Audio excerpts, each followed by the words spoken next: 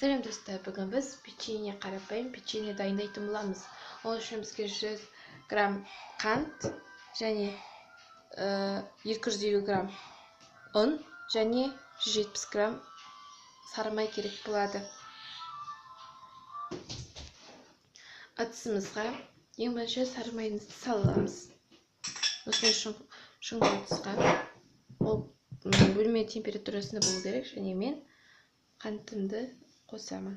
Екеуін жақсылап араластыратын боламын.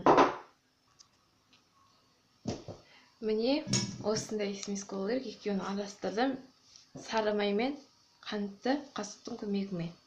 Енді мен оған себелеп 250 граммдық ұнымды себелеп араластырамын.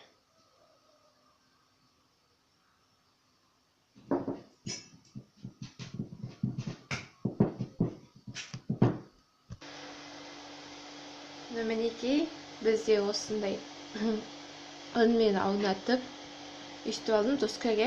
Енді мен оны печеньені қалып ұсатып кесіп алатын боламын барлығында.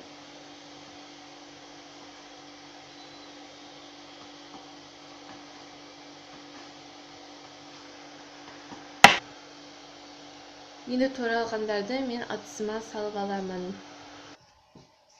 Мен қалбыма салып алдым. Енді мен оны 180 градусқа 15 минутқа отқа қоятын боламын. Бізде достар осындай болып шықты. Бір тәлепке осындай көлемде.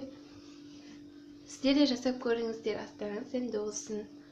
Каналға жазуды және лайк басуды ұмытпаңыздар. Сау болыңыздар.